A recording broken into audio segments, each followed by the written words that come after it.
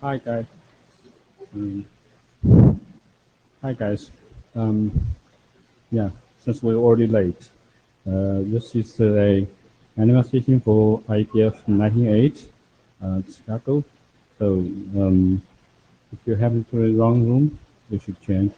For this week, we had two sessions. As usual, we have the first session for 2 hours, which gives the priority for the milestone work item. Actually, milestone work items has a priority for both sessions.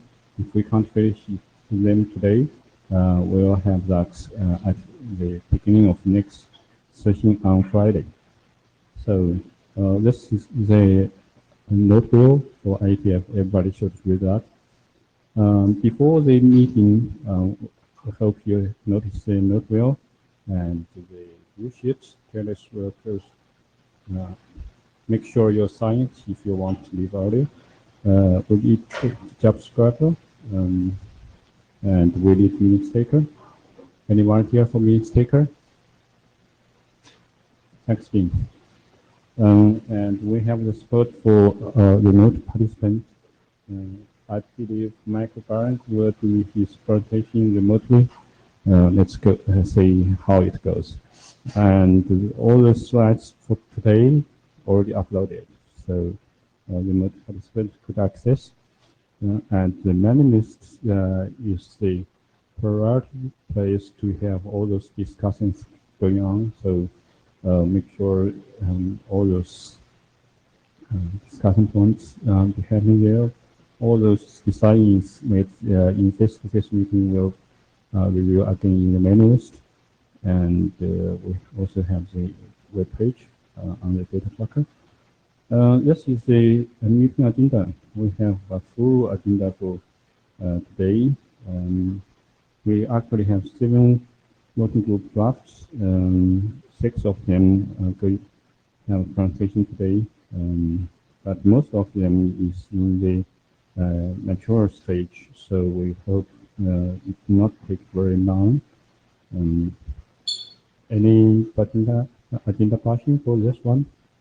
No, I'm not going to read through it, but everybody should have a look. 1, 2, go. Okay, this is the agenda for Friday. We have a few non-chartered work items. That's what we already go through for a few few IETF meetings, and hopefully potential the work item for next charter. We had the first hackathon in Saturday and Monday. This morning we did the interop test on grass. Dean or Brian, would you like to give some word for that? How's the result? What's going? Yeah, so maybe I should send a little note to the list, but this is Brian Carpenter for the remote people. There were 4 or 5 of us testing the Python Grasp implementation on 4 or 5 machines. The bad news is we couldn't quite build one of the little networks we wanted to build to test something using 3 systems on 3 separate, basically three machines connected together in a string of pearls. But apart from that, all I can say is we didn't have to change any single word of Python code. The tests all operated as expected.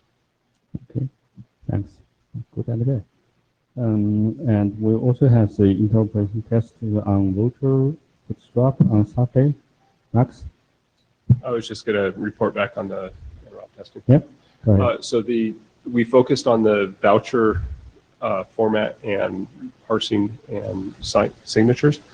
The inner formats of the vouchers we got complete alignment on, which raised a couple questions on the draft for clarity pieces, and some of it will be discussed today. Mm-hmm. The Bootstrap protocol operations were, we only had one implementation of that, but we confirmed that we could run multiple vouchers from different vendors into that implementation through a registrar, which would normally be what would happen. It's just that only one registrar was tested with that. Okay, thanks. Um, so we probably would like to get another hackathon for in Prague, I guess. Yeah. So this is the milestone status review for the working group.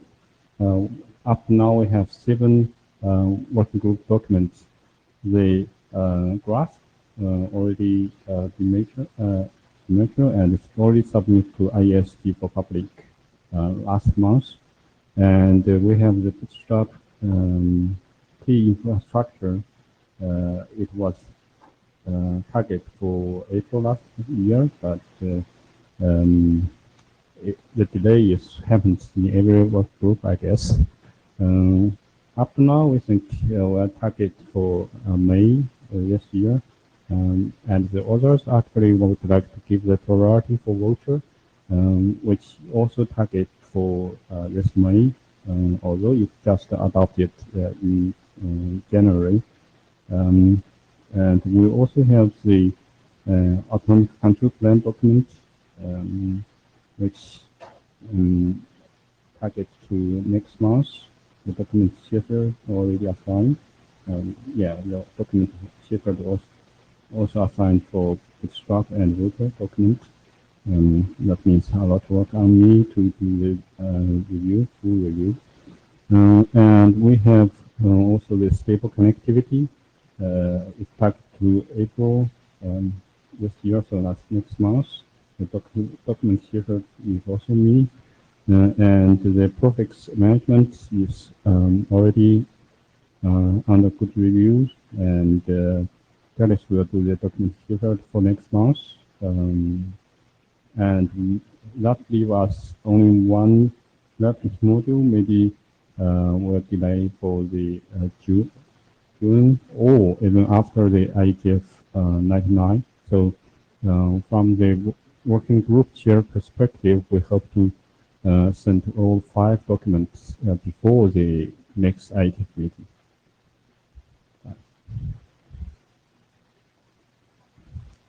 And this is the reading list. Also the individual documents, which we hope to have good discussion on Friday and to have good foundation for next charter. In our current charter, we did say we hope to finish all those milestones by December last year, then get rechartered. But since we delayed our current milestone, so we are not rechartered yet, but likely we recharter around next IETF meeting. And we have run the second sessions as forum for potential future work items. So far, we had a few work items already been discussed a couple of times, and has very good volunteers to take this work on. So hopefully, the charter will take them on. And we are actually calling for more potential work items. And there are some other relative works. The ETSI MVP group has the self-organization in control and management class, which is work item number 2.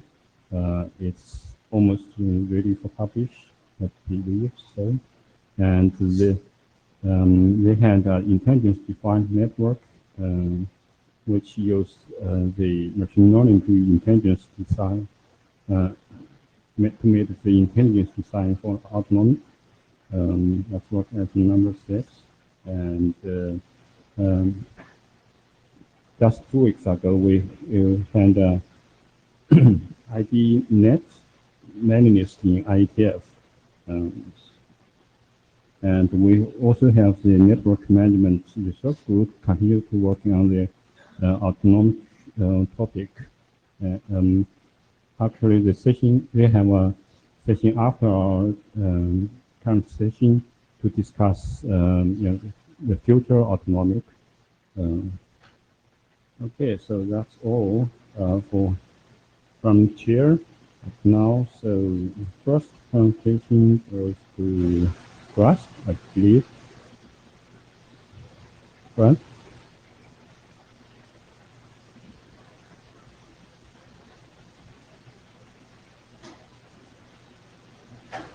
Somewhere there's a camera looking at me. Oh, there it is. Okay, can you hear me? Yeah. Okay, next slide, please. Those are the topics. You can read it. Next slide.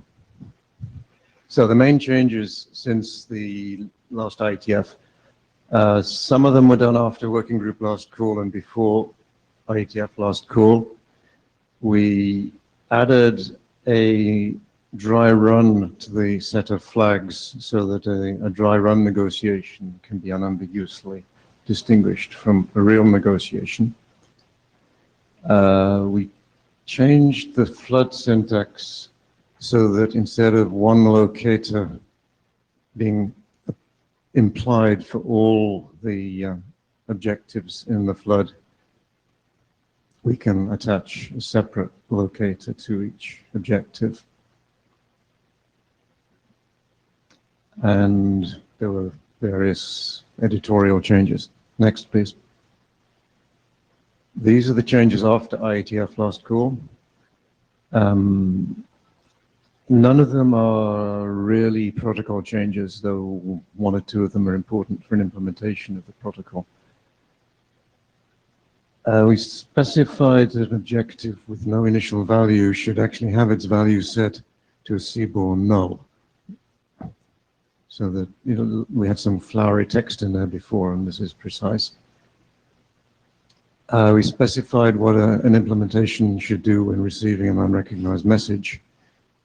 Basically, it should either discard it or it should send back an invalid message and then discard it. We noted that UTF names are to be matched byte by byte. That's still not a completely closed issue. I'll mention that in a moment.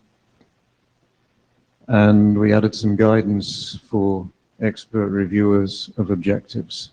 So this is simply a requirement of the IANA considerations that we'd overlooked. The guidance basically says, you know, read the GRASS spec. Next. And then there were a whole lot of editorial improvements and minor text changes and things being moved around, which, in my opinion, none of them are anything but editorial in impact. They shouldn't change anybody's protocol at all. But they do make the document much better. So many thanks to Joel and Barry and Charlie Perkins, particularly Charlie Perkins, who must have spent hours and hours and hours on his review, which is extremely thorough and very helpful. Next, please.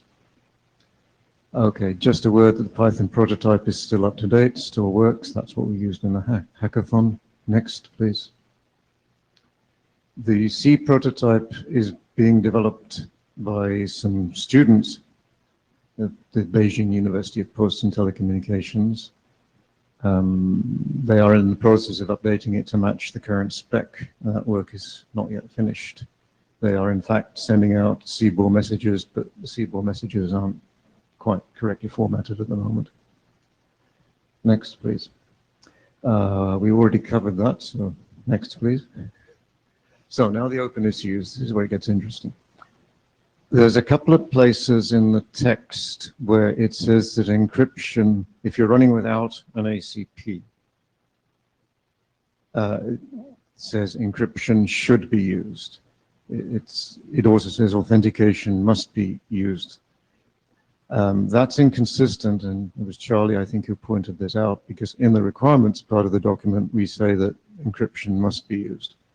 So the author's proposal is to do that, to change the should to must. If you're using TLS, it doesn't make any difference anyway, it's going to be encrypted. So this is not an onerous requirement, it's just a glitch. Next one, another one from Charlie. He thought we should move more of the security text into the security considerations section. When I read the RFC that tells you how to write security considerations, it doesn't say we should do that. It says that the security requirements should be in the main text, and the security considerations should refer back to them if appropriate. So our proposal is to ignore Charlie in this case. I see the area director sort of nodding. So. Next, please. Since since there are open issues, I would like to double check with the room. Yeah, sure. Anybody against it? The order gives their preference. Dejan Bogdanovic, regarding the should encryption be must instead of should. From the pure operational perspective, when you have to debug in an open network, you have to be able to run it in the clear. So I'm more in the preferred of should versus must, because if you're saying must, it means you always have to run it, and you're not leaving the door open, you know, that you have to run it open. Debugging is the main issue. That's Max. I understand the previous comment, but disagree with it. My contention would be that the tools that support the must should have appropriate debugging capability, and that we should not depend on being able to view the unencrypted traffic to do our debugging. It's just a position. It's fine. Problem is that the tools are always Does anybody else want to take sides? Yeah, I will just make it, the tools usually, you know, are behind. Yeah. So we might be in a period of time Yeah. where it will be like, okay. Yeah, there might be I problems. understand the point, but, I would split the hair. and your name, sir? My name is Ran Atkinson. I would split the hair. There's a difference between must use and must implement. And the IETF has a very consistent position going back at least 3 decades that security mechanisms are must implement, but we don't tell people what they have to use. Michael Richardson. So yes, what Rand said, but I also want to point out to this gentleman over here that while it's if you're running over TLS or DTLS, then you need to have some tap in between to be able to observe things. If you're running over a secured ACP, then you have an interface you can TCP dump that's in the clear. And so given that that's a must supported situation, I don't think we're going to have any problems debugging. So. Okay, well, we can make sure the text is consistent with must implement when we put in the must. Okay, so the question was asked by Barry Lieber, whether when we say that names of objectives are defined in Unicode and UTF-8, whether we should place any restriction on the allowed characters. Just to give you the simplest example, could the name of an objective include a new line? And as far as the protocol is concerned, it's fine because we've simply defined that you compare the byte strings, and if they're equal, and if they're not equal, they're not equal. So the protocol itself is completely blind to the question of whether you have 2 names that look the same on the screen but are in fact different inside the computer, which is one of the things that Unicode can do to you, or whether it's a mixture of Arabic and Russian and Cyrillic in one name. You know, the protocol doesn't care. Our first inclination was to say that's not our problem. It's nothing to do with the protocol design. I had a conversation with John Clenson last night about this. I think what's come out of that is we should at least add a reference to the RFCs produced by the PRESI working group, which are general advice about internationalization of protocols, because there are some really nasty traps in Unicode if you're not aware of them. And I suspect that most people would have the common sense not to use silly things in their objective names, but we should probably point out that there are silly things and you shouldn't do them. And I think referring to the PRESI document is probably the way to do that. So that's hot news from last night and this morning. So we do need, I think, a little bit more wordsmithing on that point in the text. Charlie suggested we should split the requirements into a separate document. The authors don't want to do that because, firstly, it isn't in the working group charter, and secondly, the AD who originally chartered us, which is not the current AD, was very strong on the fact that we should not get bogged down in a requirements document, that we should get on with doing our job. So I don't know if the current AD has anything to say on that. Current AD stands by that original statement. Get on with your job. Okay. And there's an issue we do have to fix before RFC publication, which we have a normative dependency on a draft which isn't even proposed for the standards track yet. I have a fix for that, which is to include an appendix which defines the subset of CDDL that we use, so we wouldn't have a normative dependency. I can apply that fix very easily, because the world expert on CBOR, namely Carsten Bormann, has said my text is okay. So we do know how to fix that. I'm just wondering whether we should do it now or wait and see the situation at Auth 48 before we do it. Michael Richardson, please wait. I asked the question, why is this document not published already? And I heard that it's the top item for the newly formed CBOR working group, and that I don't know why they wouldn't have it in working group last call by the end of the week myself, but I think that we're okay. I think we should keep it, and maybe we'll wait a little bit longer at MISREF or something, but I think that'll be okay. Okay. Terry, Terry you were nodding agreement? I'm basically agreeing with with that comment. I think there's opportunity there to wait. I'm not pushing it, this document up to IESG ballot until we fix most of these open issues for obvious reasons. Yep. So it's not going to hurt to wait. Okay. I think that's all we have to use. Yeah, but Terry, I do have a little bit concerned here. Is that we allowed to add a large amount of text during the also 48? Sorry, can you repeat the question? I mean, if we cannot, get the CBOR draft by the time for also 48,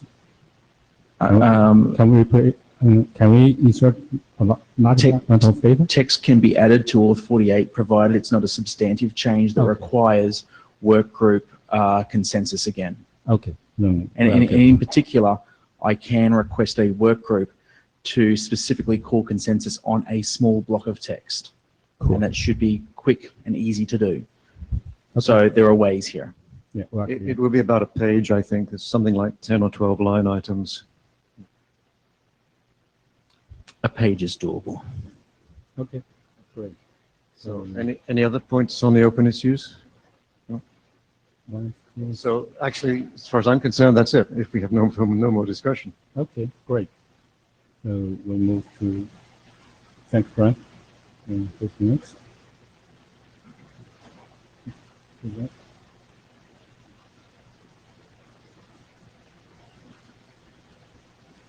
So, but we just have one slide from both Bootstrap and Vocal, I believe. Max? Go on. Did we miss any additional slide deck for the Bootstrap, or is it only the voucher presentation? So,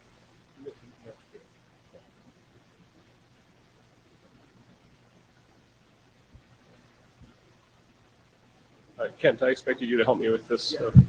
There you are. I'll let you roll.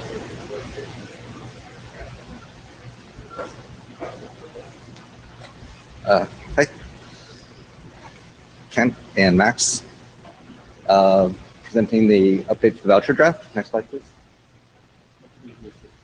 Get closer, okay. So recap, at last time's meeting, we presented the voucher document for the first time as an Anima draft. The bootstrapping design team has met weekly since. About 50% of those discussions were on Brewski protocol, and about 50% of the discussions were on the voucher draft. 1 point on the 50%. If you take a look at the current drafts, what you'll see is that we've been moving anything having to do with the vouchers out of the Brewski document and into the voucher document. That cleanup is mostly complete, but there's still a couple of remnant examples in the Brewski document. They are going away. Everything having to do with the voucher or the payload that we're sending back and forth is going into the voucher document. So here's a list of updates that have been made. These are not sorted, but I want to run through them because they're all pretty important. First, we removed support for the voucher revocations. The renewed, and there's a slide coming up on this as well, but there's a focus on renewals over revocations. So again, we'll discuss that in the next slide. We removed the single voucher mapping to many pledges. So before there's a notion of a voucher being able to assign ownership for multiple pledges, one voucher. So we didn't want to do that because, well, it was complicating the revocation strategy. So if you wanted to revoke, you'd accidentally revoke the ownership for many pledges at once, and you didn't want to. Going back to number one, we no longer have revocations, but the same thing applies with renewals. You would block the renewals for many pledges simultaneously. So having single voucher to pledge solves those problems, and it's not really a scalability problem that we're facing here. So it seems the right solution. Three, we've selected a PKCS7 for the signing strategy. If you recall before, we had that open as an open item. It was unselected at that time. And even this selection will be discussed later on in this presentation. Number four, we selected JSON for the encoding. So recall the voucher is a Yang described data model. And in Yang, it supports both JSON and XML encodings, as well as binary CBOR encoding. So for this, we've decided to just pick JSON, just pick one, because after all, it's really the payload inside of the wrapped PKCS7. So we didn't want to get into negotiating what should the payload be formatted as. Go ahead. Okay, Peter van der Stok, you are aware that there's a Yang to CBOR draft, so that you could also encode it in CBOR, which is tighter, and actually it is used elsewhere in the Anima? Yes, I'm aware of this. Yes. Yes. We haven't discussed choosing it. I think we wanted to pick JSON because it has future applicability to doing JWS. I think the answer is that will be discussed here in a subsequent slide, and the general scope of the conversation is how do we find that balance between all the way down to CBOR right now, or what? And ultimately, going to JSON, there's a clean mapping to CBOR that makes sense. There's a lot of work being done in that space, but this might be the right balance. Okay, so number five, as Max mentioned, we moved all the Brewski, voucher-oriented items from the Brewski draft into this draft, including terminology. And six, we added a section called Survey of Voucher Types. Next slide, please. Since all those decisions are made during the meeting only involves the bootstrap design teams. So I would like to say you guys to send an email to the mailing list to ask the working group consensus. If nobody against it, we take on. Okay. It's a fair assessment that we've been doing the communication via the Etherpad, and at that bootstrap design team meeting, we will do so more publicly on the Anima list from now on.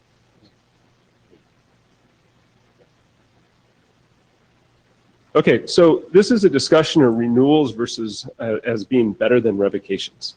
And this came up when it came to vouchers as a discussion of if you issue a long lifetime voucher that's good for a year or 6 months or whatever it is, do you then have to have a technology to do revocation of that?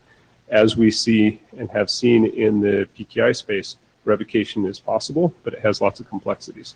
And we ran into a lot of those complexities when we talk about an endpoint pledge that receives this voucher and then needs to verify whether or not the voucher has been revoked, because all of this is about trying to check that revocation when you have very limited connectivity and you have just come up and you don't trust anybody. And it all turns into kind of a big mess. You start going down the same path that you see in the PKI space, where you have either CRLs and a distribution mechanism for CRLs, or you see something like OCSP and a distribution mechanism for the OCSP, where you start putting into the TLS headers, et cetera. So on the first top part of this slide, what you see is you have long lifetimes, and you require this revocation logic. So what you have is some central server, in this case the master server, and you have some sort of undefined OCSP or CRL distribution mechanism that you have to go get on a regular basis via some other set of protocols. And by undefined, I mean if we define revocation for vouchers, we have not currently defined any revocation mechanism for how do we get online voucher status, or how do we get revocation lists for vouchers, et cetera. So we would have to either borrow from the PKI space or reinvent all of that. Another option would be to say, do these kind of medium or short lifetime vouchers, where you have a voucher and it's valid for some period of time and you keep it shorter. And then you say, well, you use your current voucher to get a new one. So this is a case of like a short lifetime certificate where you have to go up to the server and you say, well, my certificate is expiring. It's been a month since I got my last one. I can prove that I still have the key. Just let me get a new one. That's like kind of a key renewal process. That would be an option. The bottom option here is to say short lifetime certificates or vouchers in this case, but you don't have to go get a new one. If you've done some proof of ownership or you have some ownership proof about that you have the device, etc., you have a valid claim to that. Your voucher has expired. Your statement, your certificate or assertion that that is the current state is gone, but you can go get a new one of these without having to redo whatever your proof of ownership step is. So in a PKI parlance, what you would say would be that this is effectively that bottom line, what you would do to use to do the OCSB stuff. Occasionally, you can go back up to the server and you can get a new voucher, new statement that certifies that you own the device or whatever the assertion method is. And you can present that to the pledge. But you don't have to do this contiguously. You can do this whenever you need to get a new one of these things, which is basically what it looks like in OCSB. You go to the server every once in a while and you can get a new OCSB response. And so that's the mechanism that we're proposing, and that's what's in the current document. And just to add to that, it's listed on the slide at the bottom, the pro here is that it's just a single flow that's being exercised, as opposed to being one mechanism for getting the voucher and a separate mechanism for getting whether or not the voucher has been revoked, which may or may not be implemented completely and exercised as often. Now it's just one mechanism for getting the vouchers, and so it's being exercised all the time. So from a security perspective, this is a better solution. Yeah, certainly. Running the same code over and over is much better than multiple code paths. What we see at the very bottom right-hand corner of the slide is what happens when you're not renewed. You just don't get a new voucher. That's like when your thing has been revoked and you can't go get a new OCSB response. What's in very small text there is that there's a last renewal date. And so what you have is this discussion of you can get a voucher and it's good for some period of time. And there's an indicator in it, not of how long it's valid for as a really long time thing, but a statement that says the last time you're going to be able to come back and get a new one of these non-contiguously, but the last time is maybe a year from now or whatever. That's the statement of how long your certification is good for, even though your voucher is only good for a very short period of time. And that statement was made by the MASA at the time that it provided the voucher, right? So since that time that provided the voucher, something may have changed, such as the customer renewing their support contract on the device. So they renewed it and extended it out for another year. So they then go to get another voucher, and it would then the last renewal date would then be pushed out by another year. And so this idea of renewals over revocations is not new. I don't think it's been discussed in other forums, sometimes called tokens and things like this, but we think it might be the first time going through IETF. At least in the design considerations section of this draft, I think there's a whole page of text that describes this and why renewals is better than revocations. It may be the first time that IETF will be considering this. So kind of important, I think. Yeah. Okay, good. Next slide, please. Oh, I think that'll be the best. Yeah, okay. Voucher, okay, the voucher itself, right? The payload of the voucher. New parts include this authority key identifier, which we took out, so we can skip that actually. And so in the current draft, there is an authority key identifier, which just like for certificate, with the same value as the subject key identifier from the issuer. But since we're using PKCS7, being able to identify who the issuer certificate within the PKCS7 is built into the PKCS7 structure, this made it, this was a redundant field here. And furthermore, if it was actually needed, then you would have seen such a field in all SMIME signed documents. And I've never seen any other SMIME document having an authority key identifier field, which sort of verification that we don't actually need this field. Okay, number two, domain certificate identifier subject. Okay, so already we had this mechanism for, how do I want to say, indirect assignment of who the owner is using DNS ID and common name ID. And what we wanted to add is also the ability to make that identification through the full subject. So effectively the dir encoding of the subject field from a PKI certificate. Three, a certificate revocation. So this is a flag saying whether or not the pledge should validate the certificate chain of the owner PKI at the time that it's being asked to do the TLS exchange. We actually have an open issue on this item, but from the payload perspective, this is a new item than what we had last time. And finally, for last renewal date, again, I think Max just mentioned it, but it is actually a field that's in the voucher document. It's just an informative field, so the pledge itself doesn't act on it. It's more for debugging purposes. Next slide, please. Okay, so open issues. Does the voucher still need to support indirect issuer? Oh, I'm sorry. Each of these are going to be discussed on the next slide. So the 4 upcoming slides. So let's just go to the next slide. So specifically, the domain certificate identifier container. What we have already is the trusted CA certificate, which is the binary of the trust anchor of the owner's PKI. And then we have this ability to identify the specific certificate within the PKI. Kind of difficult place. This made sense when we were dealing with long-lived vouchers. So the voucher could have been assigned, and then a year or two or a decade later, it's being evaluated. And since then, the PKI may have changed, but the root certificate itself would have been pegged, and the identifications for being able to identify who the owner was would have remained. So you could resolve it later in time. With the new strategy of having frequent renewals and short-lived vouchers, then the lifetime issue it goes away to a large extent. And the criticality of being able to do this indirection is not as high. There are still some issues, though, I think, that it becomes helpful. And I think the differences become, in part, when you're dealing with public PKI versus private PKI. So if we're talking about the owner's certificate and where did they get it from?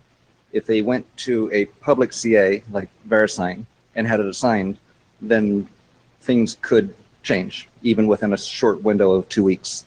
But if it's private PKI, then you wouldn't expect those concerns to be as high. And so then I think the discussion moves to what extent do we have to support public PKIs?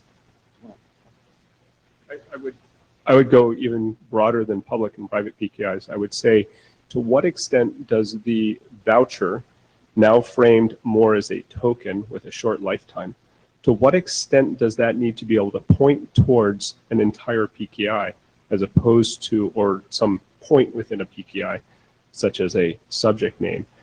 Or can it simply say, this is a root of trust, a CA, certain public key, and not worry about all the details of the public key, of the PKI and the long lifetime certificates and their renewal strategies or anything else? If we move towards that token approach, where we say we don't do revocation, we are short lifetime, it's a relatively recent statement of which public key that you trust, we can avoid a bunch of this complexity at the cost of not being able to point towards a certificate that has been issued in the public PKI space with a long lifetime and allow that PKI portion to be referenced and used as is. You've got to kind of refresh your token, if your voucher token, if something in that PKI changes. It's a balance.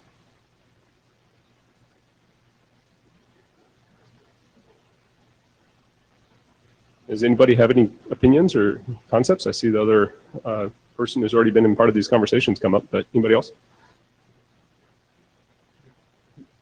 Come on. So one wonders if they don't understand the question, because it should be controversial. So I think that one of the things that I've been thinking about when we discuss removing voucher revocations, and it's the long-termness is because you want to bootstrap devices which are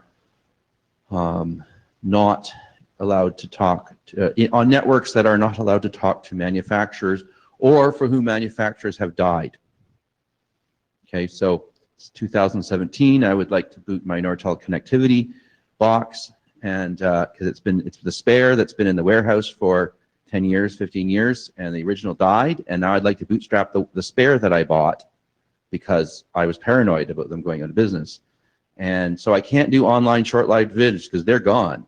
And unless they've properly done an escrow to a lawyers and of keys and stuff, which is reasonable for a really big company, unless they're middle of lawyers, which they still are, by the way, then what do I do, right? So I'd like to have a long-lived artifact that I can keep securely somewhere. And one of the possibilities for revoking is, so if you do this, over the years, my ownership, my identity as the owner of this device has been rotated slowly, and maybe I have a link to a public PKI, and I get a new private key every now and then, and I get a new certificate every now and then with renewed times, and so this works really well. So one of the ways to deal with with revoking vouchers is, for instance, you can revoke the voucher because I became an idiot, which case all of the things assigned to me become useless, provided I didn't disclose my private key, I just lost it, right? So that's a tragic way, and I have to go get new vouchers at that point, which I can't do if the company's out of business, but at least no one can steal my devices, right? And I think that's the question is to the working group is, do you care about devices which sit in a warehouse for 20 years and which, when they're turned on, aren't allowed to talk to, and the owners are not allowed to talk to the vendors again? Michael, might I remind you that we can also issue a permanent voucher that is valid for all time. Right. So the fact is that, right, so we don't have to have we have expiry dates on vouchers, but we also don't have to have expiry dates. So we can in fact issue that long-term voucher, right? But the issue is, if you issue the long-term voucher to my identity that I want to change because of crypto hygiene, then we have a problem. The alternative is that I have to keep my identity, my private key in an HSM or something, in a long-term way with the same certificate that has to be valid for a long time, right? Maybe another consideration is that this could be a corner case, and I mean, all really mean your device isn't a brick. It just means you have to manually configure it as opposed to bootstrapping it. Provided it has a manual configuration, which some of them do, and we're trying to automate, and some of them don't, and we're trying to. As we can see here, there is lots to talk about, and we have been working through the issues and have not come to a conclusion as to whether or not the voucher needs to reflect a complex PKI for all of the great reasons that those things exist, or whether we can simplify dramatically and just simply say we're going to point to the top of a PKI and let all of that be. Input from the working group would be useful to help resolve that conversation. And I think the final point that Max was that if we decide to remove this right now, that our voucher format is sufficiently mutable, extendable, that we could put it back in later on. So I think unless someone screams right now that they need it, we're going to remove it with the understanding that you could scream later on and we could put it back. Obviously, if your registrar doesn't support it, you're screwed. But and your pledges don't support it, you're screwed. But that's your problem. Thank you. That is our not having seen anybody else here, I'll say that that's the way we are leaning. Let's simplify dramatically, point towards the root, and allow the extension, which is inherently in there because it's a JSON format, to put that complexity back in if anybody needs it. Shall we move on?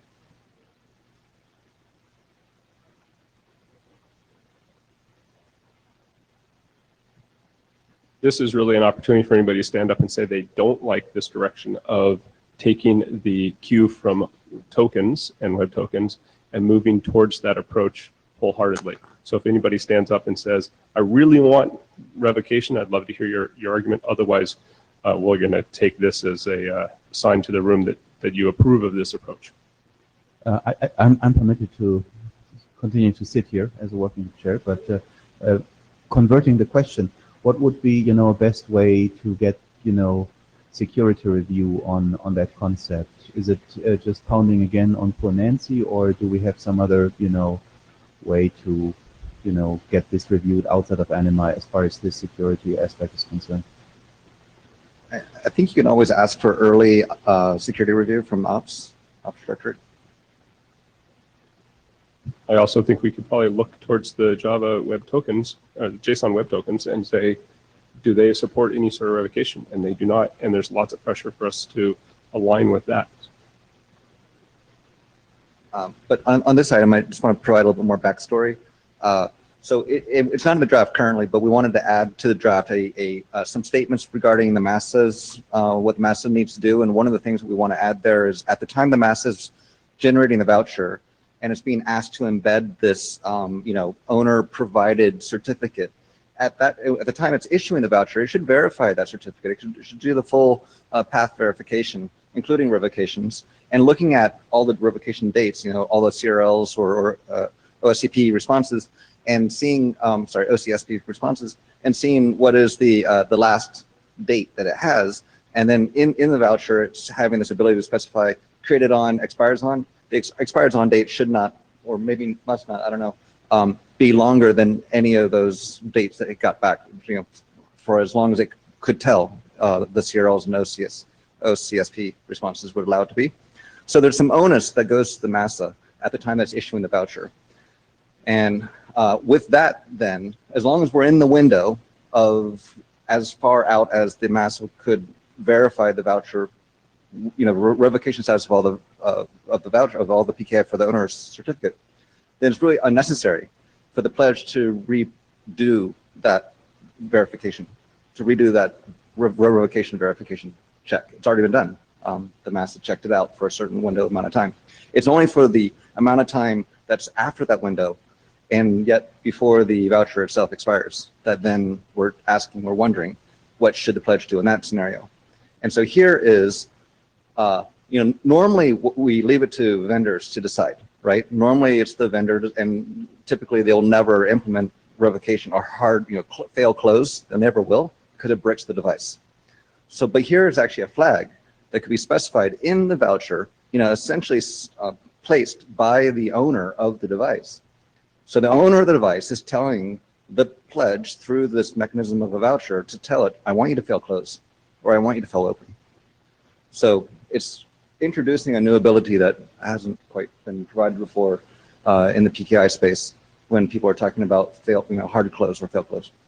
Maybe one other line of thought of getting a review, given how this is shared between NetConf and Anima, maybe for the NetConf group who isn't that much into the security issues, right? But maybe if we prepare a slide deck to basically just show different operational step-by-step processes that you can achieve using different options in the voucher, right? I think because that's ultimately what the operators are interested in, and that the operators from the NetConf side, probably more around that corner than on the Anima side. So maybe that's one way to get, feedback on the operational procedures we can get out of these different options. Okay, so what I'm taking from this conversation is we're not converging on a solution right now. We'll take it to the list. Okay, next slide. Should we use PKCS7 or something else like COT? So right now the voucher is using PKCS7 for signing, like S-MIME, with stapled certificate chain. Some would like to align it with COT for ultra small IoT devices. But I mean, COT may not be a perfect match to what we're having here. And if we do sort of the comparisons between the fields that are in a COT token versus what we're having here, it's not, we'd have to extend it some. So one question is, do we do that, or do we just go forward with PKCS7 now as the draft is written and worry about a future RFC and at that time, I guess we'd, if we did PKCS7 now, we would have to support it in the future. We wouldn't deprecate it in the future. It would just that we would then introduce in the future an additional COT format. And I think maybe Max wants to say something about JWT as well. Hi, Peter van der Stok.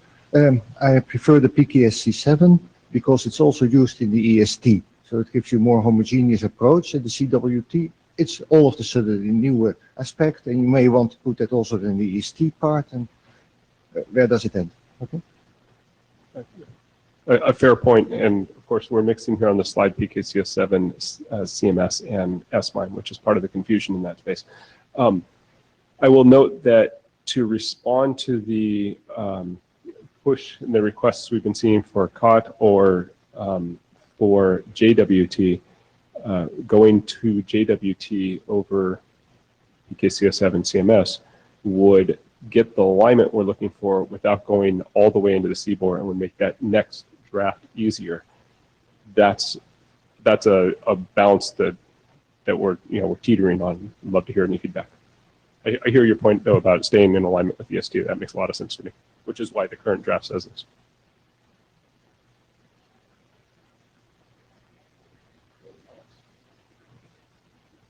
So we'll take that one to the list as well. 4, is there a need for an authority key identifier? Okay, we talked about this earlier and we already took it out, so no. Next slide, please. Yeah, final stretch. Okay, so we just need to work through these open issues. There's really not many. And here it says we could be last call in a few weeks. I don't think that's realistic, more like a couple months, but we're close. That's a fair point, and we are having moved a lot of this discussion into the voucher document and clarified the issues.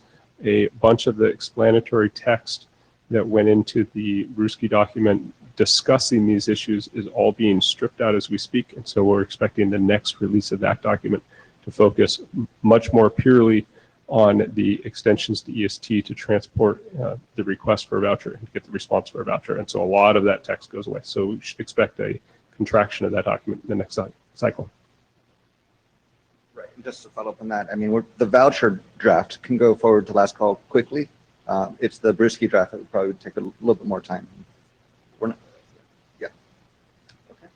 Yeah, from the chair's perspective, we would like your authors to take those open issues into the main list. Although you may get the silence as answer, but that could be the answer. Yeah. So we'd like to say that as a procedure to move forward. Then because this draft is only adopted in January, so we probably would like to call reviewers, so look at maybe find some good reviewers themselves. We also call the reviewer from the chair's perspective, and then we move on. Yeah.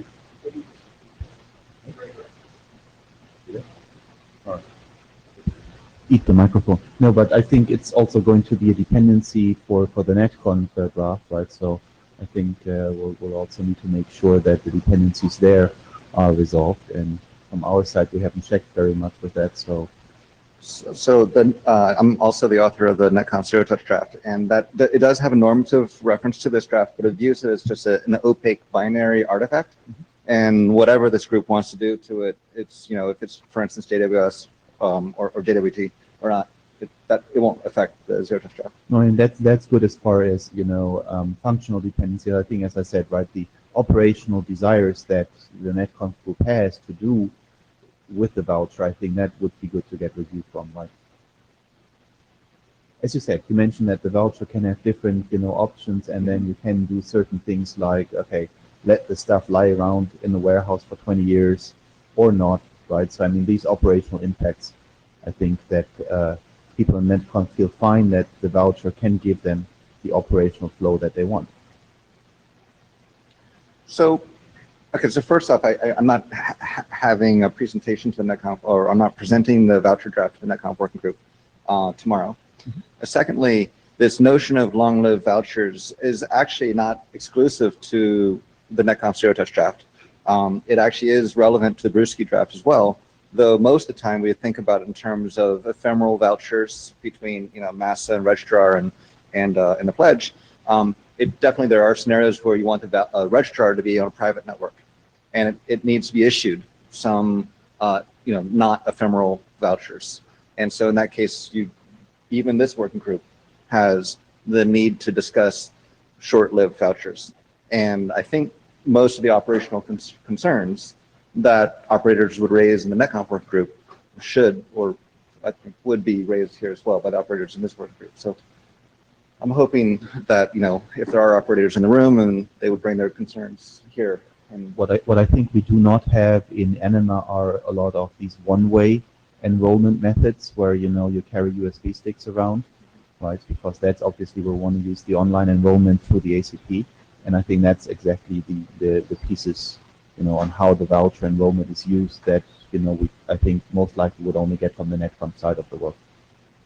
And keeping in mind that if you're going to stick some voucher thing onto a USB token and then carry it around in a facility to do your deployment, you're going to have to put next to it any of your revocation information because you're not online. And so that argues for the form that we've taken of not having revocation. If you need a very, very, very long lifetime version of this thing, you're going to need to go to the full, never-ending, never-expiring voucher. And that's just the reality of it, whether you're talking about revocation or not. So I'm not questioning it at all. All I'm saying is that there are basically instances of the operational workflow that we definitely don't care in Anima at all, that you're caring about in netcon. And just on that last point, I mean, yes, the netcon promotes the notion of the voucher being put on a USB stick, but it also supports the notion of revocations being put on the same USB stick. And, the voucher could have been issued, a decade ago, but the revocations were fetched just, yesterday.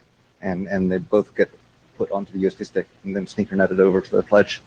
But, okay, understood. Thank you. I make this okay.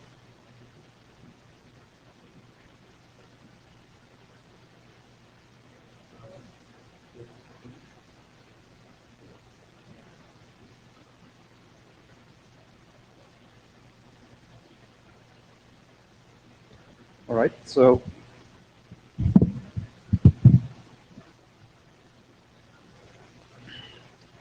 Michael did put a version 05, including a lot of the feedback that we had seen on the mailing list over the past month and I used the weekend to work with some of the other folks that were there already to fix some of the remaining issues and push the 06 out. So this is an update on both of them. I'm trying to finalize the remaining open points that we understand how to resolve that are in the slides by the end of the week, so that we hopefully can get pretty close to have all the open issues resolved in the text. Next slide. So this is basically what was done in 05. So there basically a lot of clarifications worked on. Let me see which ones make sense to talk about here on the mic. I think it was most cases really just text to terse to really have everybody understand what was meant. Yeah, so basically the mandate for RPL wasn't kind of clear in the prior version, and the terminology were improved in things like what we've seen being used in implementations like for Cisco when you connect in the NOC. That was already called for a long time ACP Connect, so we took that terminology as well. And then Michael Richardson suggested some text for how to automate a traversal of the L3 cloud, which would be beyond the scope of this document, but made clear that that should be a useful extension in the future. So functional changes, and those are some of the open items. CRL check, we're going to talk about that. Then we changed the text from MD5 to, from MD5 to SHA-256 because MD5 is obsolete, and added necessary addressing schemes in the IANA section. So that was kind of the overview. Next slide. So yeah, so given how the ACP is being built with the certificates that are enrolled from the Bootstrap as the authenticator, the question is a little bit on what we should or would want to write about revocation of the ACP certificate for devices, which definitely is an important security aspect of maintaining the security of the ACP in the face of devices being stolen, for example. So one of the questions was, do we need to write something about OCSP versus revocation list, or is this something that we can leave up to the operators or vendors? And I have to kind of say that I don't know the answer to that question, so I'd really love to hear somebody who's have an opinion about that.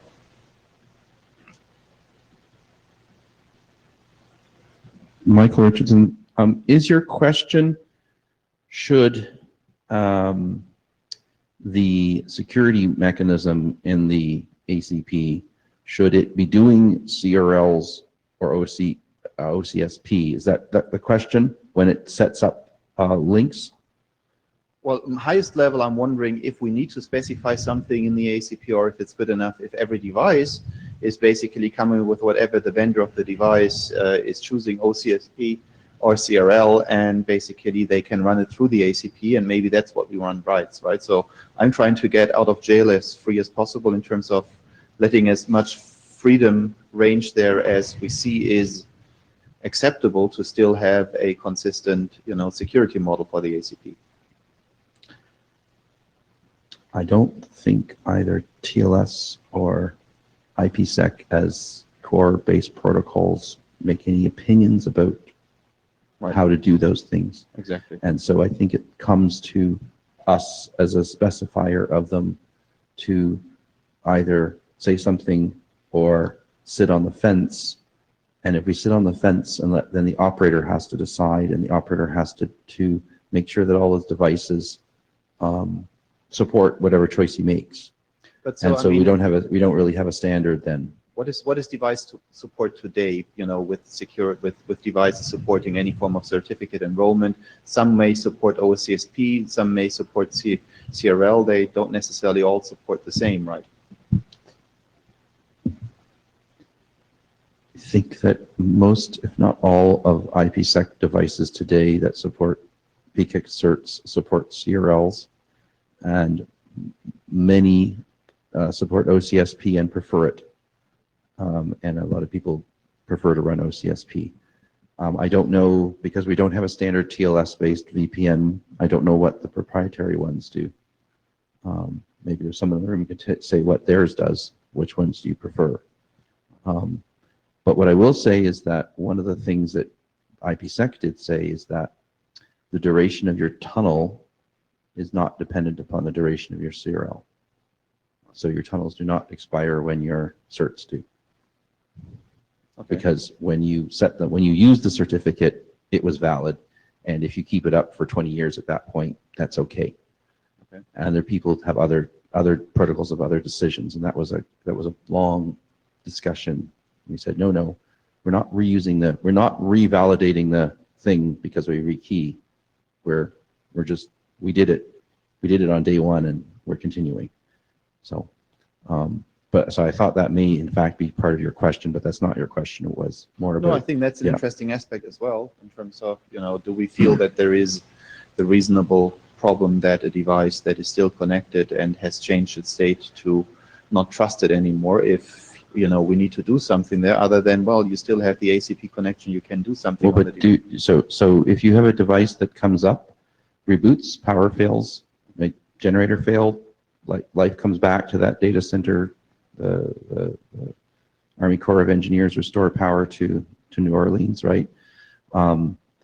Then that device at that end doesn't have an ACP until he checks this, does something. So that actually disrecommends OCSP and recommends CRLs, because the CRL can be carried in protocol to the end device. In IPsec, you mean? In IPv2, we can put the CRL in we don't like doing it because it could be monstrous, but there are specifications that allow you to do that. An OCSP, obviously, it's an online check. So you need connectivity some other direction. And since the whole point of the ACP is to bring up connectivity so that we can bring up everything else, I think that we should think carefully about that disaster recovery scenario. It's not a bootstrap scenario. It's just a power is restored, things came back up, and life should continue as quickly as possible. And since these are mostly private CAs, the CRL list should be relatively small, and they can use short expiration times as well to keep that list small. So I think that strongly recommends doing CRLs, and I think that CRLs are better when they're supported. When revocation is supported, they're better supported in many platforms than OCSP is, but OCSP is also relatively ubiquitous as well.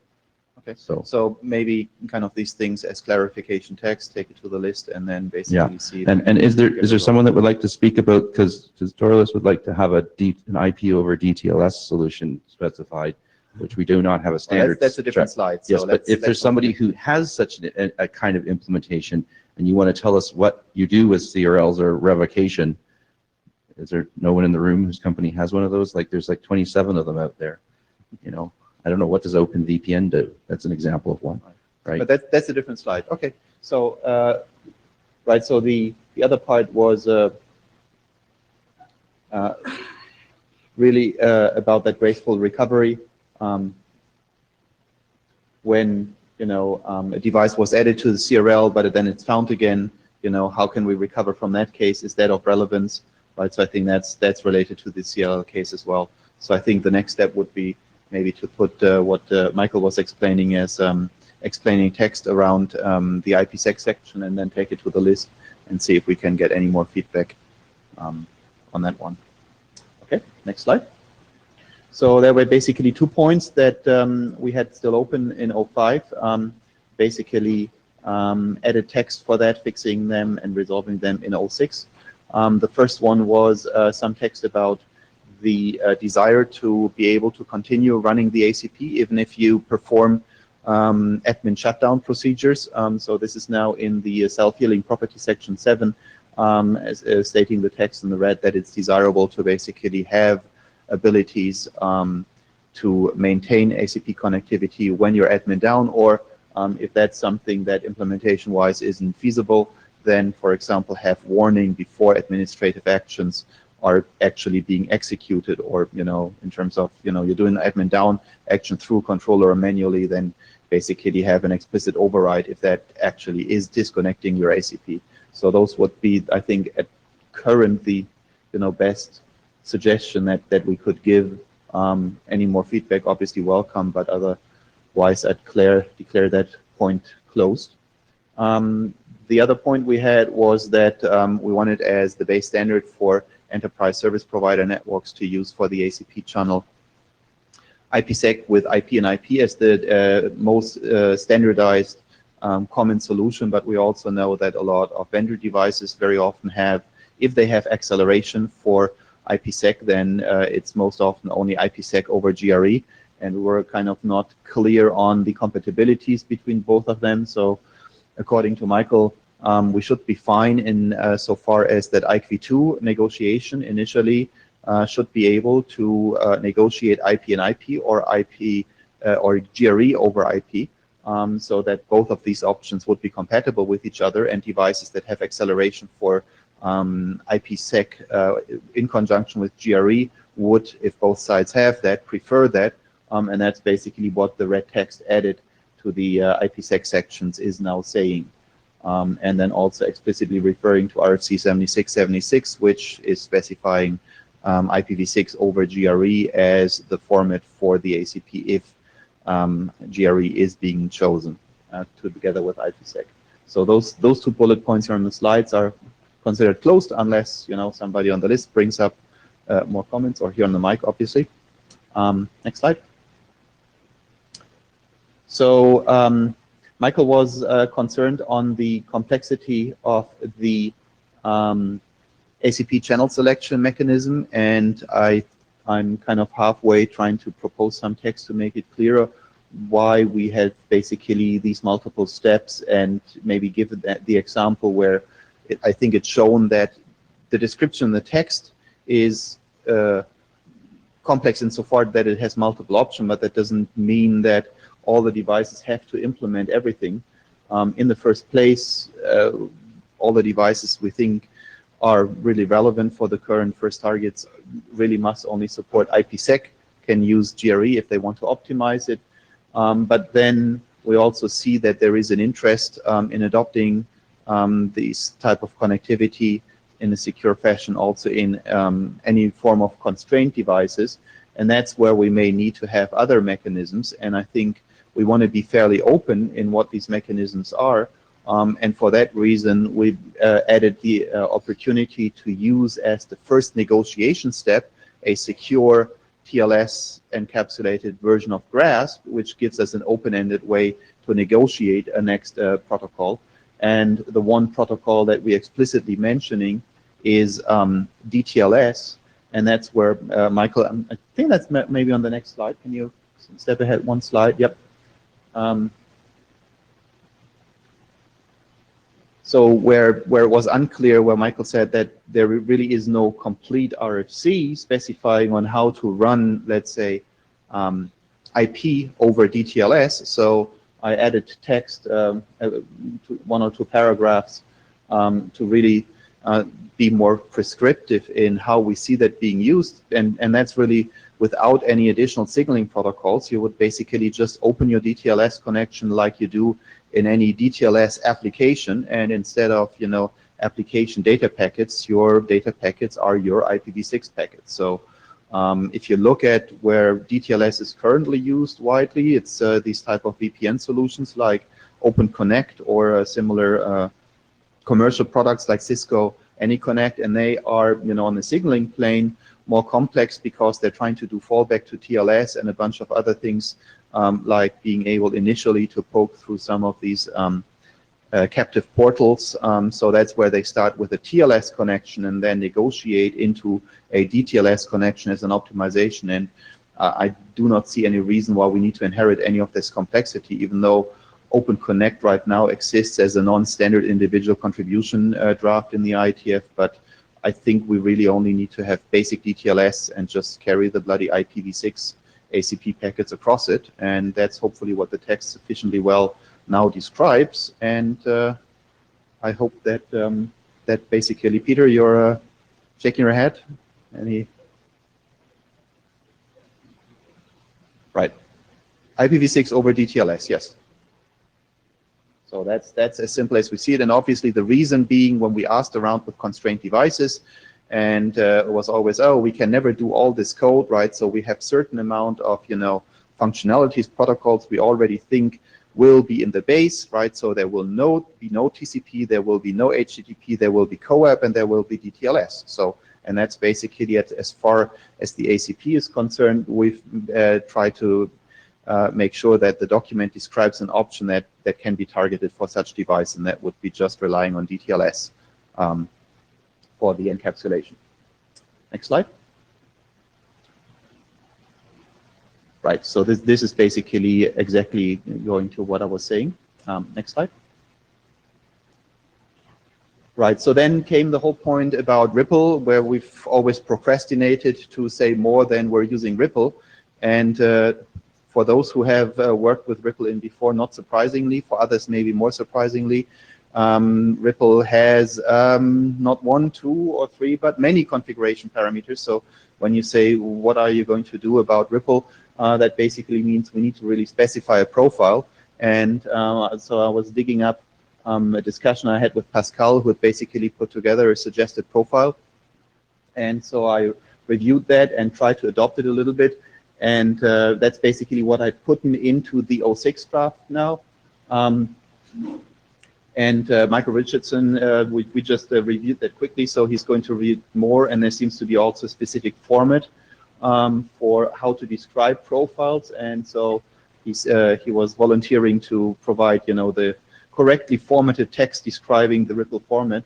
So if I can't leave my cage here, and the font is fairly small, right? So there are crazy things like Ripple mode of operation storing, mode, objective function, which is basically how to calculate the path. We're using the most simple option there, so no own metrics defined.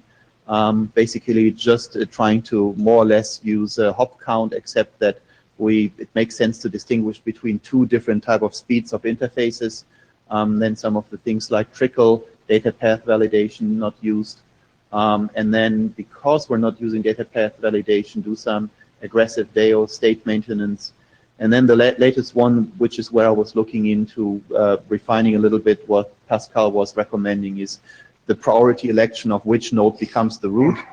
And maybe you want to jump in first? No, I have just a suggestion to make. Why don't you write an applicability draft for the whole working group? And I think that will be fantastic. And you will just have this applicability for for Anima, and it will be published, and we will be very happy to support it. Sorry, and what? Yeah, and we will be very happy to support it. Applicability draft. Okay, but can you just, what is an applicable? The applicability draft, we have several applications which use Ripple, and they describe which parameters they use, which functions they use, how the security is handled, etc., etc. So it's quite a lot of text, and it has a format. But it helps. And afterwards, Okay. Oh, okay. So we seem to agree. So that would be a separate draft, just in terms of informationally for the Ripple working group, kind of pointing to this. Okay. Right. Yeah. Okay. Okay, sure. Okay. Yeah, actually, I had almost the same question. So, up now you had minimum version of Ripple which has no parameters at all. Is that right? No, we just procrastinated on specifying the parameters, right? So basically, to build an implementation, you need to know the parameters, and we were just lazy on nailing them down. So in all the prototypes and work that we've done, we have used what most likely are default parameters of the implementations. But as far as specifications concerned, we still need to define them. Yeah, but by using those default values, that means actually for the setting up the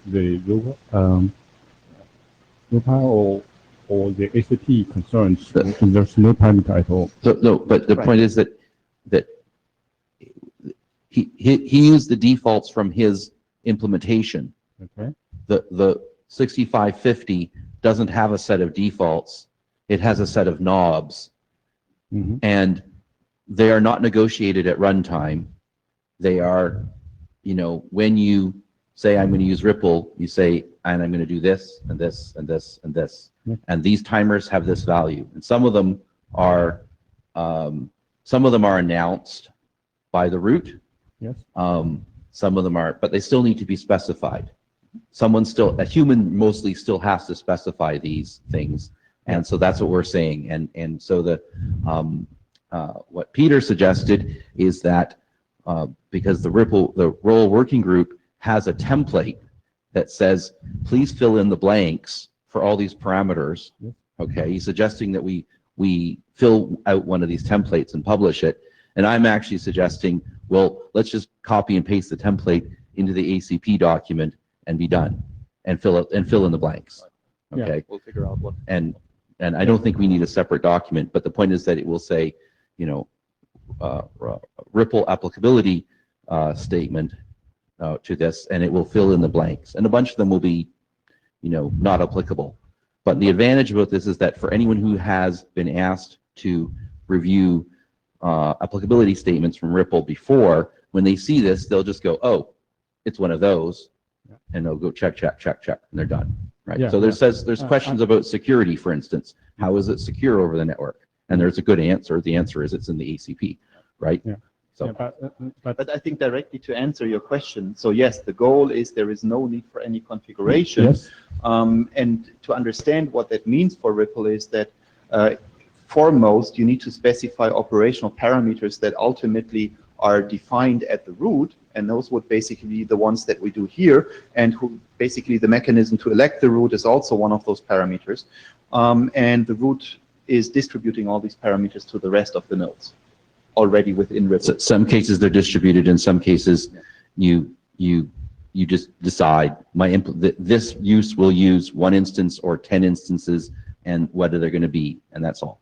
Right? We need one instance. We don't need more than one.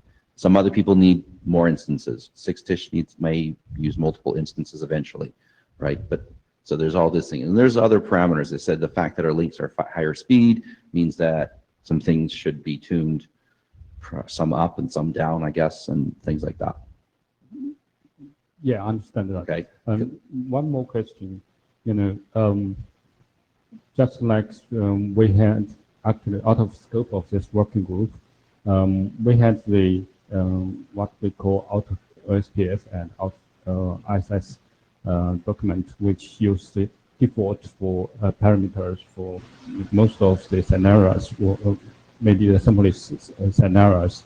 Is that worth, to do out Ripple document in maybe Ripple working So, group. so you're saying that some people who used IS or OSPF in another working group just used the defaults? Is that what you just said? Yes. Yes. So those guys when they defined their protocol, defined a bunch of defaults appropriate to essentially Ethernet, right? Yes. If you tried to run OSPF over multi-hundred gigabit networks, you'd find those parameters were broken. And if you ran them over 1 kilobit networks, you'd find those parameters were broken, Sure. right? Yeah. So the fact is, it's not that they defined defaults, they defined defaults appropriate to 100 megabit, Yes. right? Yeah. Or whatever, 10 to 100, that kind of era type thing. And in Ripple, we didn't define defaults because we knew that we had networks from 1 kilobit to Ethernet speeds. And so we said, you know what, if you're using something, you better decide what they are because they're not the same across all of them. We're not going to have defaults because you'll get them wrong. Yeah, I just wonder whether we can work out some kind of default which can cover 50% of scenarios. I don't think we'll have a problem. I don't think we're going to have a problem because I don't think that Anima is going to run it on networks slower than 1 megabit, and if it does run on networks faster than 100 gigabits, the ACP may not support actually running that fast, right? And probably it's okay if it's faster, right? It's if it's slower, it's the problem, right? Because someone says, I transmitted something, I expected a reply, and the reality is that it's getting there as fast as you can, so please don't transmit it again, right? Yeah, I think that, from the perspective of Ripple actually being able to be controlled by the root gives some good opportunity to build extensions as we see them later on by just defining them as additional intent that's going to be done by the root. So for example, with the current baseline, what we're saying is there is only one instance, which basically means that we only have optimal path to the root. So now you imagine you have 4 or 5 big data centers where you want to have a lot of management traffic, or not the management traffic, but telemetry traffic go into 5 of these data centers. Probably want to have 5 instances, meaning 5 trees that you have shortest path to all these data centers. With Ripple, that should be fine to optimize at the cost of more routes, and so hopefully we'll see no problem in ignoring this problem right now, and if we see there's demand for it, build a follow-up document as an extension. Right. Yep, so that was that.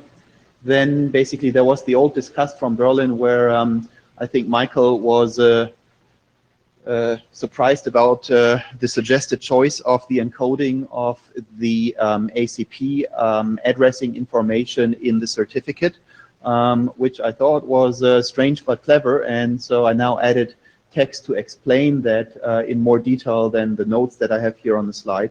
And just to quickly reiterate, so the idea in general is that we want to make sure that we have a modular system, and that the certificate that we enroll, the LDAP ID, is not only used to build the certificate, but if, for example, you want to use this as your initial authenticator, for example, for any other ASA operation, or for automating security for existing services like bootstrapping your I don't know, MACsec security or anything else, we would like you to be able to use those certificates for those other security operations as well. And that basically means that some pre-existing software component may look at these certificates and then be surprised and do something with elements in the certificate that it thought it can interpret and do something useful with it, which is why I was kind of afraid to say, let's use an IPv6 address element in there, because there might be non-benign use of that address in any other software component where we feed this into. And besides, we need to carry not only the IPv6 address of the ACP, but also the domain name of the ACP. So it's basically 2 elements that we need to carry in the certificate. So the idea was therefore to put it into an RFC 822 address, because what we'll get out of that is RFC 822 address is mandatory ASN1 object, so all the ASN1 parsers of existing software must support that, so they won't stumble and fail with these certificates. But then if there is even anything they're doing with this RFC 822 address, which we think doesn't happen because we looked in a lot of systems and everybody was ignoring that, or at best, representing that in some show output. Well, basically, the worst thing that happens is an email is being sent to the address. And so the encoding we've chosen is one which is clearly identifiable as this is certainly an encoded Anima address information. And if you're really worried that somebody uses it, you just set up an email account called anima.acp at your domain, and basically you get email addresses that somebody sends to any of these email address in the certificate, because whatever is after the plus, the actual ACP address, is always part of the same mailbox. So, and well, I mean, on all the mail systems that I've seen, I'm not sure if it's specified anywhere in 822, but on all the mail system that I tried, it works fairly reliably. But again, I would be even surprised if anything automated happened out of these RFC 822 addresses and certificates. So that was our, best option. So now this explanation on that encoding is in the text in 06, and I hope I can call that item closed. So we'll see, unless somebody else has concerns with that. Next slide.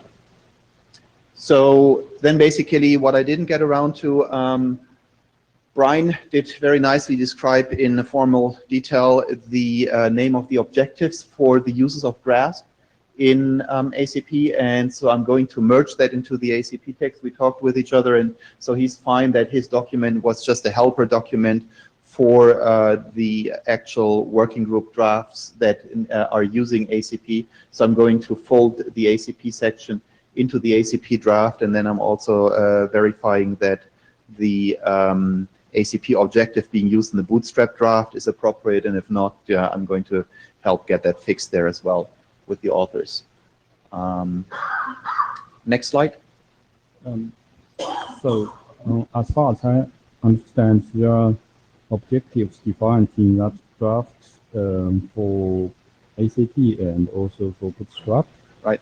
So, but you are not the author of No, Bootstrap? I said I'm going to compare if the Bootstrap authors have already done that correctly. If not, then I'll basically help them to make sure that what Brian has written down in the draft for the Bootstrap gets it properly transferred into the Bootstrap draft. Okay, so there's no offense from Bootstrap draft authors? Michael? Thank you. Next. Next.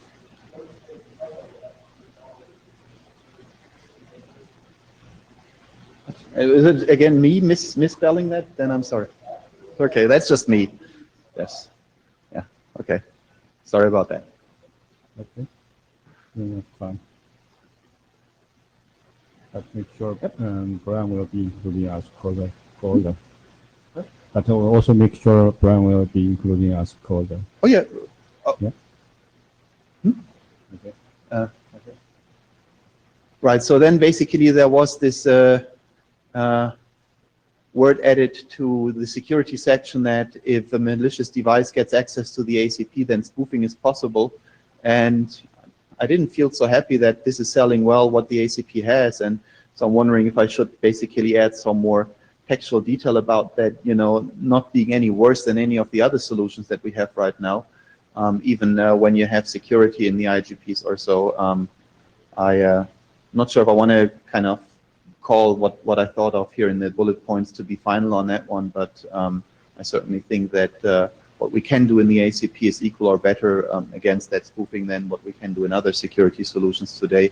And if we want to go beyond that, we can also add that to the ACP, but I've basically not seen that being done in any place else. So yeah, so that's kind of an open item for me to figure out how I think to overhaul that particular section of the security consideration. Next slide. Right. So yeah, I'd hope that we also can get to last call fairly soon. I think I've shown that we've closed a bunch of these items. There is some good work to be done on just the documentation on the on the ripple side, but I think the other points should be fairly minor now. Any other questions, thought, ACP? Please stand up now or be forever silent. Or yeah, I mean, we should certainly talk about doing more of a hackathon toward Chicago, toward Prague, and we do have an open source implementation out in the Open Daylight environment that does do a good part of the Ripple things using Michael's Ripple implementation, and then I think the other tie-in should be fairly simple to do with scripting.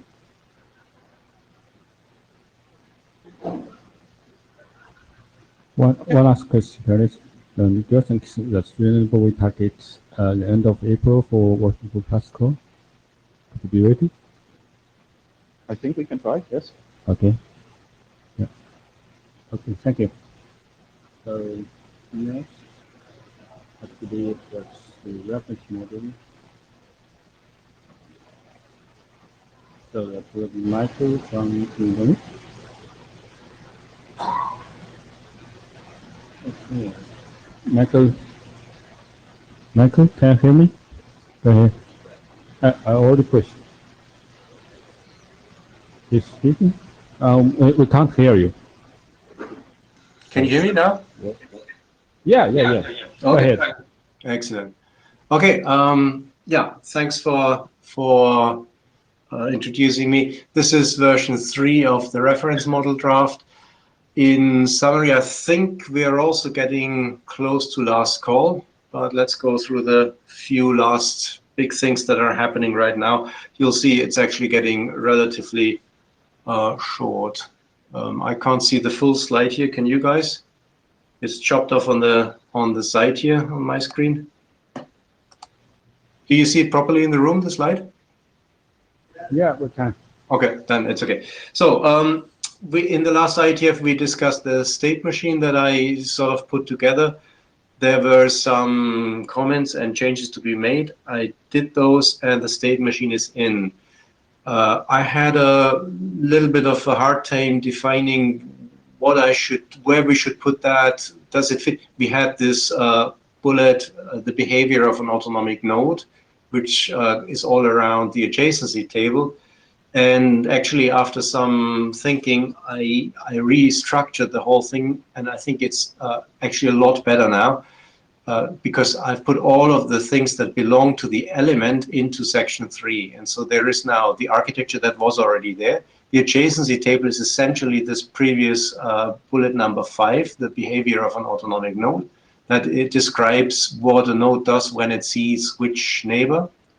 And then 3.3 is the state machine that defines essentially 3 states: factory, default, enrolled, and in ACP. And so with that, I think we have a section 3 that gives all the background information that you need for implementing an autonomic node. Then we had the discussion on intent distribution. That's actually old. We had already a while back decided that there may be more. If we do distribute content, we may distribute intent. We may also distribute other things later on. And so we broadened the scope to information distribution. And the reference model has now this new term in for wherever it makes sense. In some cases, you have to speak about intent, of course. However, this is one of the asterisk items. It's out of scope for this phase of the working group, and so it remains with an asterisk in. I think on the last IETF, we already discussed that out of scope topics are marked with an asterisk, but remain in line. We've been going back and forth on that, whether we should put it into an appendix or leave it in line. And I think we concluded last time we leave it in line because the flow of the document is also very important, and the asterisk is actually very, very explicit. So I don't think we can have misunderstandings there. Then, yep. Terry? Yeah, I would like to get a confirmation from Terry. Is that okay for this one? We leave it there, but marked it as out of scope. Yeah, that's just an informational document. As an informational, yeah, it's okay. Okay, thank you. Go ahead, Thanks. Excellent. That's decided then. We did not have clearly described the Bootstrap proxy as an ASA. That is now the case. And then some terminology changed on the Brewski side, and I've adopted that new terminology. So the proxy ASA is now the joint assistant ACA, and the registrar is now the joint registrar. I'm not particularly fond of these terms, but not worth haggling. Let's use those terms. One question to the authors of the Brewski document. When we get to the state machine, next slide, please. We have in red, you see the main states of an Anima device. It comes with factory default. It then listens out what's out there. It will eventually join. The Bootstrap document Brewski defines how that works. Once you have your domain certificate or LDEV ID, you are in the enrolled state. Out of enrolled, you would need a factory reset to get back to the default, factory default. Delete does not take this LDEV ID out, it stays there. And once you're enrolled, you will look again through your neighbors, you will see which other devices are near you, and where applicable, you will establish an ACP channel to a neighbor that is, from a policy point of view, the correct neighbor. All of that is now described in section 3. Question to the Brewski authors, I have suggested we use that term, the same terms for the states also in the Brewski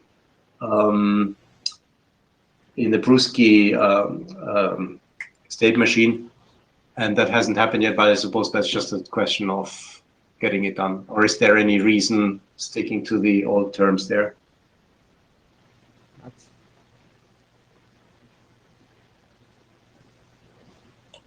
Hi, Michael, this is Max here. There's no reason sticking to the old terms. We can make that change for you.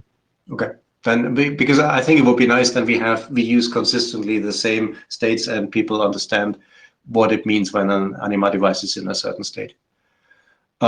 We had in the last version, I had another state on whether the joint assistant ASA is enabled or not, and that I got negative feedback on that. So this is now just a comment here at the end. So basically, when you're in the ACP, you do a number of things, one of which is, as long as I see at least one joint registrar inside the ACP, I will run the joint assistant ASA. Conversely, if I do not see yet or not anymore at least one joint registrar, I can't do an effective join, so I disable that ASA at least temporarily. All of that is part of the Brewski document, as you see on the left-hand side. And I think I don't expect any big comments on that. We've been through most of that in the last IETF. So next slide, please. That is now on the remaining bits. So the security stuff, I still need to work through, right? Nancy has given us feedback. Some of that went in, but I want to go through the entire thing properly again and make sure we have crossed all the T's and dotted all the I's on the security side. That's not quite there yet. Otherwise, I think we are more or less done, right? And I think we are actually approaching last call for this document, unless anybody has any other feedback. Over the last few months, there hasn't been much feedback after the last discussion in the IETF. So what I would like to do, but this is not strictly speaking the reference model, but somehow I see the reference model as the document that keeps it all together. I'm going to go through all the other documents again and make sure that we use everywhere the same terminology, that all the cross-references are correct and there.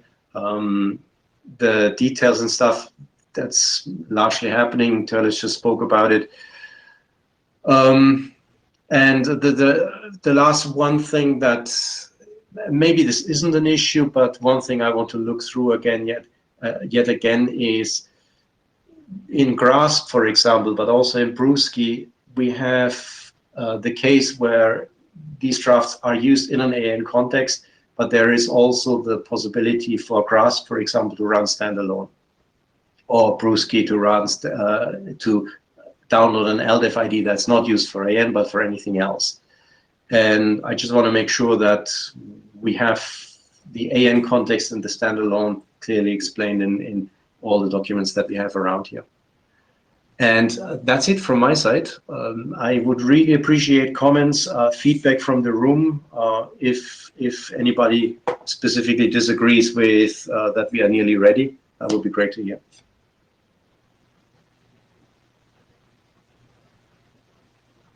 Any feedback in the room? Nothing.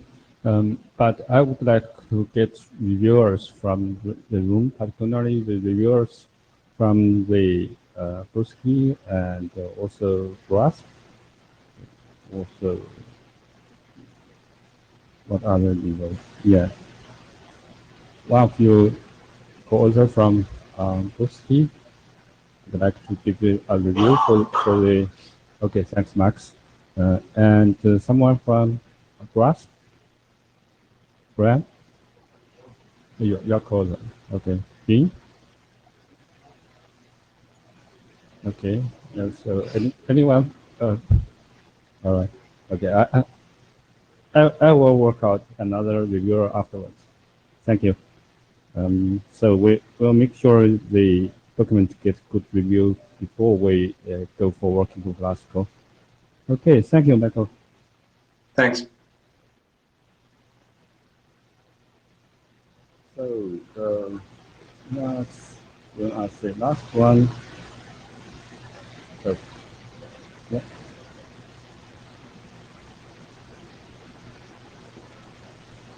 Okay, well, for the first time in last 2 years, we are just perfectly in the schedule. Okay, well, I can try and be very slow and get us behind schedule again if you want. Okay, so this is a working group chartered item which has been sitting for quite a while since it was sort of waiting for GRASP itself to be stable. Next slide, please. So I just remind you what it is. It was intended to validate the application and the reusability of Anima components. It is not intended to be the answer to prefix management in large networks. But basically the way it's supposed to work according to the spec is that if an ASA which is acting as a prefix manager needs more address space, it discovers its friends by doing a GRASP discovery message looking for the objective prefix manager. And then once it's done that, it negotiates its request with the other prefix manager and maybe gets the prefix space that it wants and maybe doesn't. And there's also a second objective defined, which is prefix manager.params, which is the parameters needed for a prefix manager to know how to configure itself other than using defaults. In a previous life, we called that intent, but because of a lot of argument about what intent was, we decided to call it parameters. So it's neutral. And that's the overview. Next, please. The main changes in the recent drafts, well, what I just said, replacing the intent discussion by a very specific parameters objective. And I found a small syntax error in the way the format was defined, which I fixed. So the prefix manager objective, it's like every GRASP objective. It has flags and a loop count, and the actual value is a list of 3 items, or an array of 3 items. That really depends whether you're thinking in Python or thinking in CBOR, whether you call it a list or an array. The first one is a Boolean that says I support PD, which at the moment doesn't really mean very much, but it's supposed to be helpful to tell the person you're negotiating with whether you support PD. And then the length of prefix you're talking about, and an optional prefix, which is actually 128-bit number. I'm actually concluded recently during my prototyping that it probably shouldn't be an optional parameter. It should simply be either a prefix or a null value. It's just a little bit cleaner from the point of view of everybody's CBOR encoding and decoding if it's not optional, but it can be a null, which CBOR makes very easy to have something with a null character as a null value. So the length is obviously between 0 and 128, since we don't want to put any silly classful restrictions on this. And the prefix is simply a 16 byte quantity. So remember, our convention in GRASP is that when we pass addresses or prefixes around, we pass them around as 128-bit or 32-bit quantities. We don't use dotted decimal or colon hexadecimal on the wire. Okay, next, please. And the manager parameter, which is really illustrative in this document, which is intended to be informational, not normative, not standards track, has the loop count is missing from the slide, but the loop count is there in reality. Sorry about that. And the value is simply defined in CBOR as any, which means it can be any data structure you care to put, which is another nice thing about CBOR, that you don't actually have to commit yourself to a data format when you're designing your protocol. So that format is currently listed as TBD, but I have an example. So next, please. So the example I'm using in my toy implementation is basically a piece of JSON which tells you that in your radio access network, there are these various magic components, and they might, by default, look for prefix lengths which are different. So that's a made-up JSON notation. There is absolutely no reason why it couldn't be Yang expressed in the Yang to CBOR mapping, which is being defined. Expressing JSON in CBOR is trivial because it's just code straight across. So we can really do what we like there, but it can be in a space which is familiar space for people doing configuration stuff. Okay, next please. So next steps.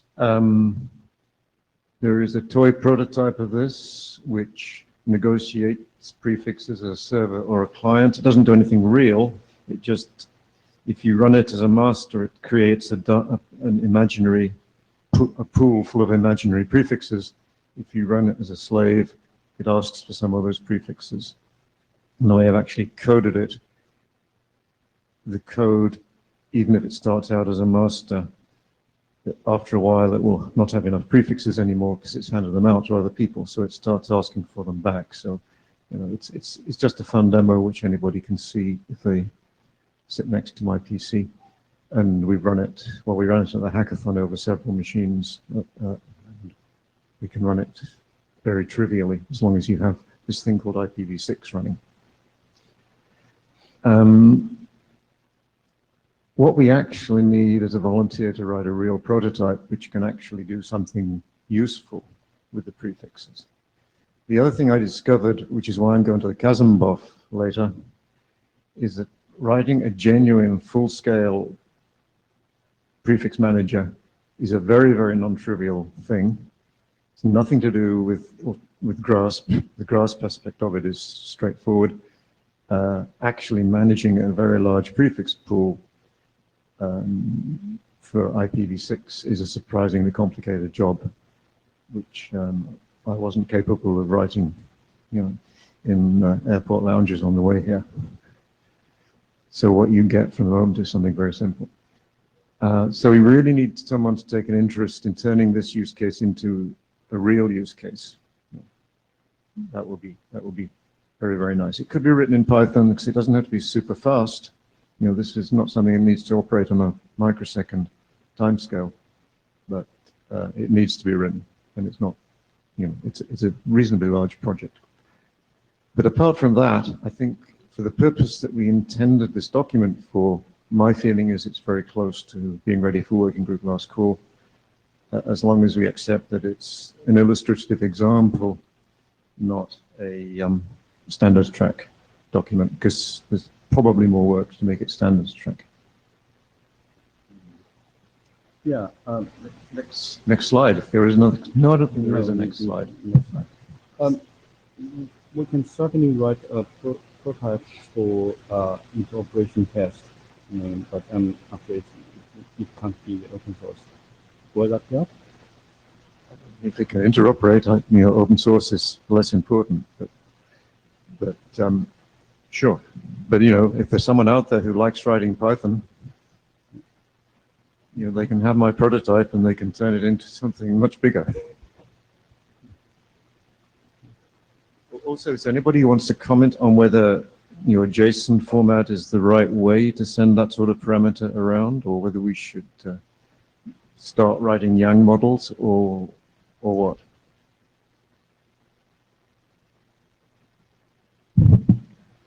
Bing Liu. I personally prefer JSON. It's by nature it's more compatible with Siebel, and Yang for me I cannot figure out a reason why we use Yang here. It seems not necessary without netconf kind of operation. Thanks. Yeah. So I'll leave it with the chairs to decide what to do next. Yeah. One last question. You actually defined a very specific objective in this document. From our understanding, because we said this is a validation use case, so that's one of the reasons we only have that objective defined with the user code. Do you see any possibility in the future we may need that to be normative objective? I don't see why not. The reason I'm going to the Kazanbov is to understand the requirement a little bit better. But it's clear that in the real world, operators actually have this IPv4 business to deal with. And at the moment, the objectives defined for IPv6, sort of. I mean, actually, if you had a tag saying v4 or v6, the objective would work for either. So, yeah, I think it could be extended to the real world. Okay. However, for the current charter, we have that as an informational document. So it will stay in that way for informational document. If needed for normative in the future, we maybe do that in next charter or whatever we really do. Yeah.